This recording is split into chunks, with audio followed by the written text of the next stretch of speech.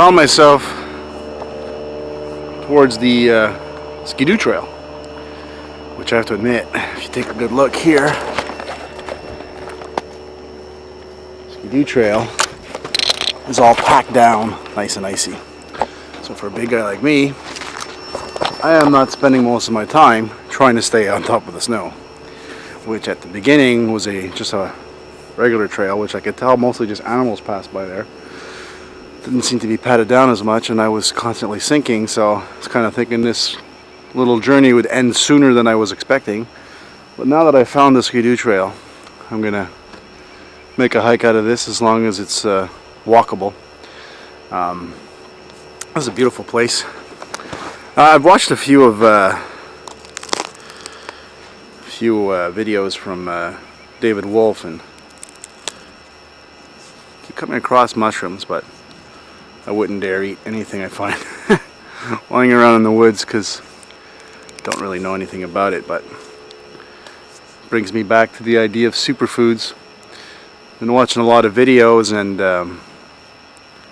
mostly what I'm getting out of some of the purists, the natural hygienists and the fruitarians, is that any fruit of quality that you eat in high quantity, enough to sustain yourself calorically, is a superfood.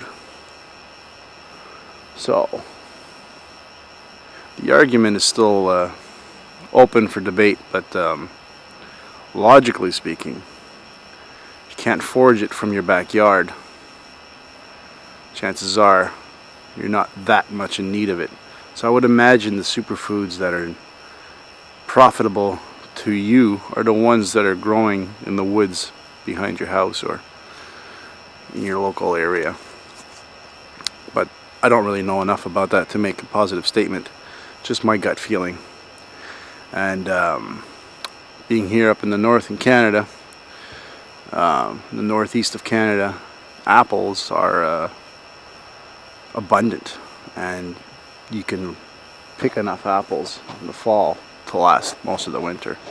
So I would imagine if you were to survive here, apples would be a staple, which they have been for me. Now obviously I'm eating apples that are shipped in from Washington and out west, because I kept the luxury of having fresh apples.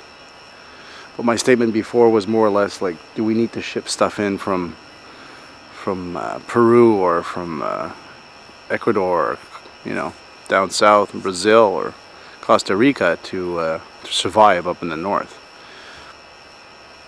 It's not harmful, probably beneficial, but not necessary. At least that's what I'm getting from it.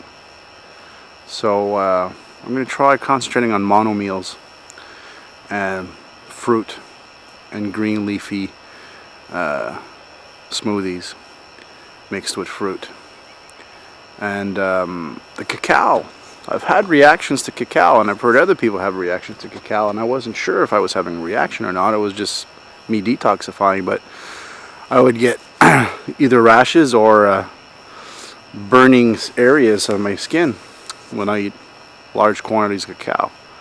When I used lesser quantity, it was the cacao powder which allowed me to put more cacao into my smoothies to make it a thicker, richer taste, that brought on some of these reactions.